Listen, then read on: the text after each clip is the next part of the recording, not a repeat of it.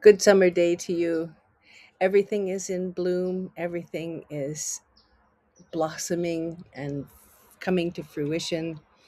And I want to focus on that and maybe not so much on what's out there. So, I wanted to share with you some of the books that I've been reading recently and what I think about them.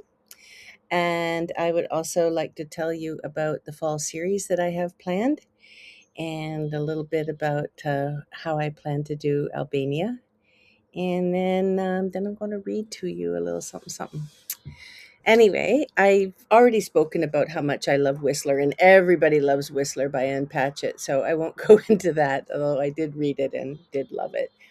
I just finished reading Heart the Lover by Lily King, which had a cover that I wasn't too compelled to engage with. Um, but it just goes to prove you can't judge a book by its cover. And I know that firsthand, given my own cover and how I feel about it. Heart the Lover, amazingly sweet book about youth and love, especially love, and how we misunderstand and how signals get crossed. It it's a beautiful literary romance novel that reminds me a little of a romance novel written by a Canadian that actually made it on the Canada Reads list that I was quite upset with. Didn't think that it you know deserved what it got, but Heart the Lover by Lily King absolutely did a beautiful, beautiful job of that misunderstanding and assumptions, erroneous assumptions. So then there's Lost in France by my friend Claire Ross Dunn. A wonderful romantic comedy of, who hasn't thought about buying a €1 house in Europe? Um, so this gal does it, and she has quite the adventure. Highly, highly recommend that if you're in for a good summer beach read. Another book I have tried to read many times. I got maybe halfway through. I just can't do it. I think I'm not literary enough. I think it won a Booker or one of those prestigious prizes. "Drive the Plow Over the Bones" by Olga Tokarczyk.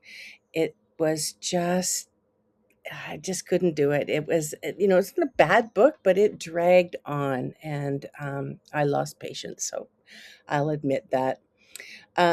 Trickster Drift by Eden Robinson, a very Canadian Indigenous West Coast story that it features a trickster. The narrator is a trickster, I think a rather reluctant one. So it's a bit dark, but very well written. And then, of course, there is the short story collection "Breathing is How Some People Stay Alive" by Alison Gadsby. This gal does not flinch. I recommend you read one story at a time. Don't try to read them all at once. Just read them, read each one, savor it. Um, yeah, be prepared. She goes for the juggler, as Natalie Goldberg would recommend. Then there is Halle Gadaray's The Unraveling of Ooh, a stupendously, surprisingly wonderful book that sounds like it might be funny because it's told from the perspective of a sock puppet. It is funny, but in that very literary, serious kind of way, about mental illness, about loss, about displacement, and always about love. Love. Yeah. Halle Gadaray's Unraveling of Ooh. I've just started into the precursor to If You Want to Hear God Laugh by Bianca Murray. Hum If You Don't Know the Words, an absolute gem of historical fiction about South Africa during the apartheid and all of the repercussions that it had on both the white and black population. in a very intimate and close way, told from two perspectives, and done just, it really helps you understand what the hell went on and how it affected the individual people, which is what I love about historical fiction. And now, now for something completely different, I am reading. So I started to get little snippets of reels of what's her name, Shafak Ili Shafak. Amazing, amazing. Oh my God, she is just so deep and so rich and so insightful. I think I saw some interviews on the Hay House site. Anyway, I'm reading The 40 Rules of Love, a novel of Rumi. Oh, it's just so beautiful. It's just imagining Rumi, what he was before he met Shams of Tabriz, and the meeting. And I'm just rolling around in it. I totally love it. So those are my books that I'm reading and have read recently. That some I recommend. I mean, I would be happy to hear what anybody says about Drive Your Plow Over the Bones of the Dead, because I just really, it was hard. So, yes.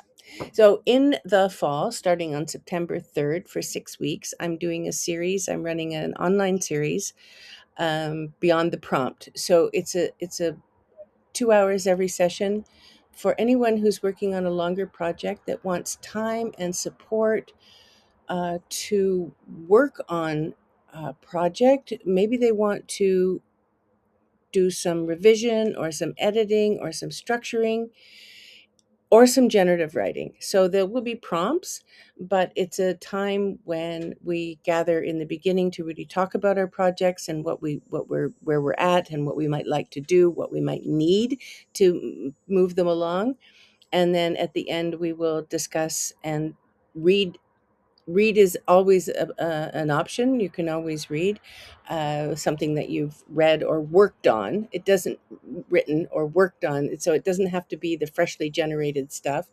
It might be something that you want some instant feedback on, something that you've been working on. So it's a very uh, open session where whatever you need to do, you will get support for that. That starts on September 3rd and goes right through till October the 8th. That I'm very excited about that. Then, as you probably know, I'm going to be in Albania for several weeks in March, and I have two um, retreat sessions available to share. There's still 4 spots left in each week. Yeah, and that will be uh, an in-person every day for 6 days writing together. And I have an apartment where everyone will come, but everyone will have their own accommodations. They can take care of their food. The lovely thing about Albania is it's very, very inexpensive. So that is something that you'll see on my site, and I will post the details later on in this post. Okay, so that's all the blah blah that I want to share for the moment.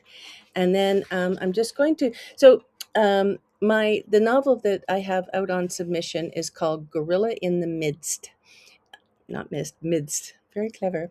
Um, and it was suggested to me that I might really, it's out on submission. It hasn't been picked up. It's been rejected lots of times. And so it was suggested that maybe I talk a little bit about it, post some excerpts from it to maybe get some interest in it. This isn't a post from the book, but it does reference it. And it was from a prompt that was simply the word blind. That's me, isn't it? I have eyes, but not ones that see what they probably should. Like the gorilla, I still can't figure out how I didn't see the damn thing prancing across the room. And that sort of fixed blindness explains so much about the way I blunder into situations, open doors that should be locked, and that sort of thing. I'll write about the gorilla. There, you see, it wasn't even a real gorilla. It was a human in a costume. That says even more about perception, mine in particular. But hey, it's good for fiction, right? What isn't seen or identified when it's right there? I mean, right in front of your face. It's not just me, I don't think. But it makes for a great unreliable narrator, which is what I have in the novel. So let me know what you think, and I'd like to hear your book recommendations as well. Until next time, happy writing.